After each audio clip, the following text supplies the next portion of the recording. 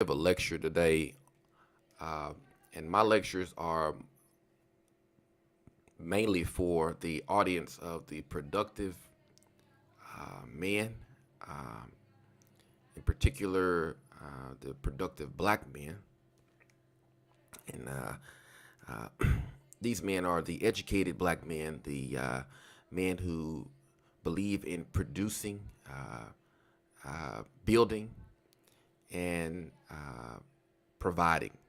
So I'm giving you this lecture today, and this is the first of many, but these are some lectures of experiences I've had in my life that uh, I think would be helpful in your journey and, you know, in being a successful black man in America. uh, it's not only important to share your successes, but I think it's also important to share your failures and some of the things that could have hung you up or did hang you up. So I'm gonna go over some of those things with you today. But uh, today's topic in particular is recognizing the devil. And I'm going to talk to you about how to recognize the devil and how to deal with it. Okay. So um, let's begin. Uh, I'm going to start this lecture and talk to you about how to recognize the devil by uh, sharing with you a story from the Bible, and one of the first stories in the Bible. Now, whether you believe the Bible to be true or not doesn't matter. Um, the story uh, is going to be applicable to your everyday life, and it is to be taken in an allegorical sense. So, whether you believe this actually existed or not, again, doesn't matter. But I'm going to show you how this can be applied to your everyday life. Okay, so I'm going to paraphrase this one story, and if any of you have had any upbringing in church, you've surely heard the story of the Garden of Eden. And to make this story short, the uh, the Garden of Eden uh, was a garden that was uh, produced by God Himself for Adam and Eve. And um, in particular, the garden was a very large garden with many, many trees, many fruits, uh, many different uh, uh, things that you can consume uh, that were within the garden that God provided. Um, and after He made Adam and Eve, He allowed them to eat from this garden. And this is just a picture here to kind of illustrate how uh, plentiful and how abundant the fruit and the trees were in the garden. So the garden has many, can be represented in many different ways, but uh, I'm going to give you uh, this interpretation of what it meant. The representation of the garden meant that God was graceful in Him allowing Adam and Eve to eat from any tree in the garden freely. Now, the point of this is that in God's garden that He provided, He, in His grace, was allowing Adam and Eve to come in and eat from any tree within the garden. In other words, the garden and the fruit trees in the garden, they represent everything you would need to survive. They could represent food, clothing, water, even material things, some luxuries, even so. So the garden is representative of uh, a person's provision. What are they providing, and them allowing you to survive off of what they provide. Okay. And the key here is that God was willing to allow them to come in and eat from their garden. In other words, he didn't have to give them anything. He could have told them, "Hey, you're on your own. Go do whatever you want to do." You know. But in his grace, he was willing enough to say, you guys can come over here and eat from this garden. And um, the garden is more than sufficient. It has everything that you would need to survive. All right. Now, in his grace, God also had to set limits as to what not to do while eating from the garden. Okay. And this is very important for you, productive man, educated man, because you are going to be just like this. In your journey in becoming more of an educated, black, productive man, you're going to produce fruit. And you're going to produce fruit in abundance. You're going to produce quite a bit of fruit. So you, as the producer, have to be always aware that you are the producer. You are the provider. Okay? And whoever you allow in your garden, they need to know that, or they need to be aware that when you allow them to eat your fruit that you are providing, you're producing, that you don't have to give it to them. Okay? They need to have enough sense of mind and presence of mind to know that this person doesn't have to do this for me. Okay? Now, those are the people you want to let into your garden and eat. All right? So, in his limits, God told them that there was one tree that he didn't want them to eat from.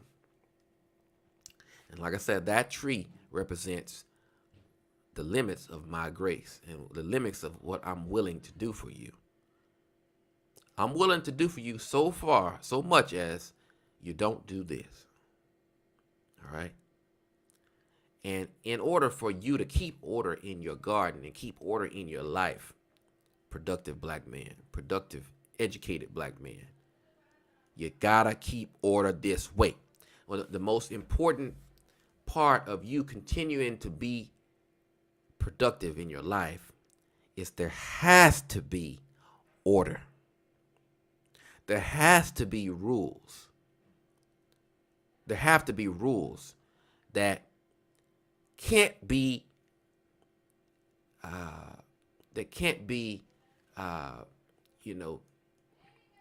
crossed. Okay. And in order for you to progress in your life, there has to be a high level of order in your life. All right. So keep that in mind.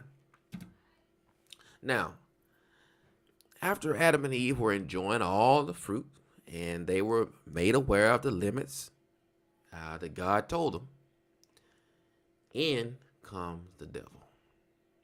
All right. Now, the devil, in this particular story, came in the form of a serpent-like creature. But in your real life, the devil is nothing more than a spirit that's within a person. All right. So the devil will come to you in the form of a person, but that person will have the spirit within them. And that spirit is one of disruption. Okay. Uh, it, we're going to talk about the different forms of the spirits that the devil can come to you in. But in this story, the spirit of ungrateful expectation uh, came to Eve initially, all right, and eventually poisoned both of them. But uh, the spirit of ungrateful expectation is a very widespread spirit. You'll run across this a lot in your life, especially with you being the producer. All right. Um, so the serpent comes in and he tells them, you don't have to listen to God telling you that you can't eat from this one tree over here. You ought to be able to eat from any of these trees you want. In fact, in fact, you don't have to worry about any of these rules. How is he going to put all these nice trees in front of you and tell you you can't eat them? All right. What the devil and the spirit of the devil does here, the spirit of ungrateful expectation, it comes in and it makes you forget about a person's willingness to give, and it makes you think that you're owed something. It makes you totally forget that they don't have to do this for you. And you really, truthfully feel that they owe it to you. Now, there are many people you will encounter in your life that will tell you things like, "Oh, man, that's what you're supposed to do. You can do something kind for someone, and instead of getting a thank you, they'll say, well, that's what you're supposed to do." Okay. Uh, or you can really have uh,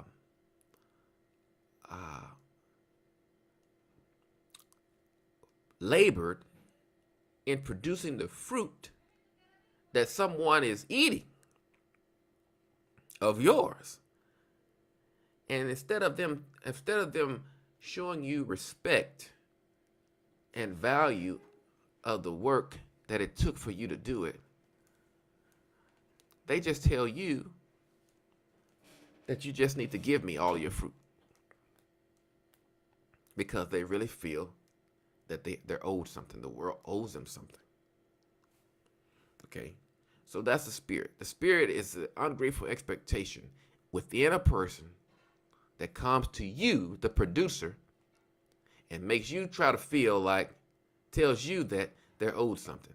Instead of giving you gratefulness, they make you feel that they tell you that you owe it to them.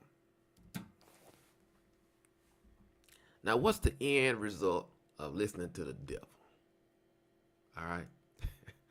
Well, after eating from the forbidden tree, Adam and Eve were cast out by God. And and this is something that you need to incorporate into your life, productive black man, educated black man. It's because when someone crosses those rules, neglects those limits that you set forth, and they're eating from your garden, don't you water that bad seed anymore. There's only one thing for you to do at that point in time, and that's remove them. Okay, so this is a couple of lessons that can be learned from this story, but one is for the person who is, it's one thing for the person that's eating from another person's garden. You got to be aware of where you are.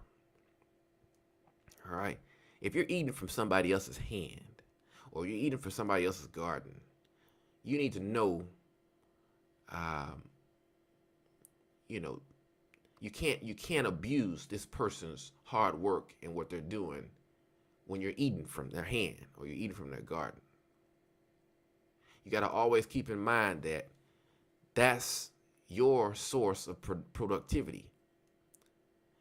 And when you're on the receiving end of another person's willingness to give or willingness to do for you, you must fertilize them with gratefulness in order for them to continue to produce for you.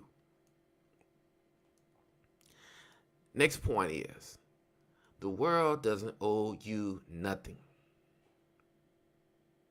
Get this in your head. This is probably the take-home point of the whole story, because you can run through your life thinking people owe you stuff. This world doesn't owe you anything. The only thing that this world is going to guarantee you, if you're fortunate enough to be born in it, the only thing it's guaranteeing you is a for sure death. Now, you're going to get that. But everything in between, you need to be grateful for it. Now, you as the producer must protect your fruit. This is important too, and your productivity for you to be able to continue to be productive. All right. So like I said, that spirit that's in a person that comes to you with the mindset of, you owe me something, you owe it to me. You gotta get rid of that. All right. You gotta throw her out. Throw her, him, whatever. Get it out, because it's going to destroy your life. It's going to destroy your garden, destroy your ability to produce. Okay. Now, if you're willing to allow someone to eat from your garden, keep leverage on them. Now, this is a good tip. This is real good. Don't ever let somebody come into your life, eat from your garden, and you give them power over you. No. Don't ever do that, because you were doing fine without them. You were producing fruit without them. They need to have enough awareness that you allow them in. And at all times, just in case, you, the productive black man, just in case someone gets this spirit in them, you got to keep enough leverage on them that you can get them out. Okay? Set your boundaries. You want to be fair with people. And what I'm teaching here is biblical. Okay? You can take it anywhere. It's biblical. Set your boundaries with people. If you're going to allow them into your life, allow them to eat from your garden, set your boundaries. Okay? And then only keep people around you that fertilize your garden. Okay? People that tell you thank you. People that say, you know what? I really appreciate what you're doing. I want you to know that I see you out here working, and I see you out here producing for me. And is there anything I can do to help you? Now, see, that's what you want. The producer, the man, the productive black man. You want somebody that tells you, how can I help you continue to be productive? What can I do to continue to elevate you? Because I enjoy what you're doing, and I want to be a part of it, and I want to help you. All right, and this is a problem I see a lot with the African American community, is that there's too much value placed on the fruit. You put value on the money and the cars and the things that are actually the end result of the order of production, but you're missing the actual value. The value is in how to produce the fruit. There's not enough knowledge of how to produce. There's not enough value on the knowledge of production in the black community. The only thing we value is fruit. The problem with this is if you run out of fruit, what are you going to do? You see, you can always produce more fruit if you know how to grow it. But if you only know how to consume,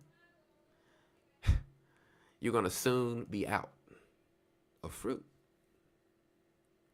So, keep your value, productive black man, in learning higher order of productivity, higher order of productivity. Learn to be more orderly in your fruit production. There's a direct correlation between how orderly you are in your life and the production of fruit. All right. The more orderly you are, the more fruit you can produce. All right, I'm gonna say that again. The more orderly you are in your life, and the more you keep order, the more fruit you're gonna produce. Okay. So some take-home messages again. Gratefulness and appreciation fertilizes the garden to produce. All right. If you're on the receiving end of somebody else's, fruit production, and you like those fruit that you're eating, you need to appreciate and be grateful to them. Tell them thank you. How can I help you? Because that will fertilize them and water them to produce even more fruit for you. Okay. And this, the second take-home point is ungrateful expectation, or telling people that you owe it to me, or that's what you're supposed to do, will destroy any garden. All right? Understand that.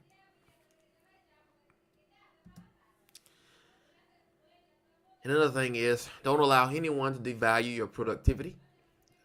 If they don't fertilize you in your garden, they don't deserve your fruit. We'll have another series on this at a later time. I'll have a part 2 to this, but I want to share this with our young, productive, and upcoming black men. I hope there are some take-home points that you can apply to your life, and we'll have another lecture soon that talks about knowing your place, and I'll have that out pretty soon. But thank you for listening, and I hope that I can help at least one black young man to be more productive in his life.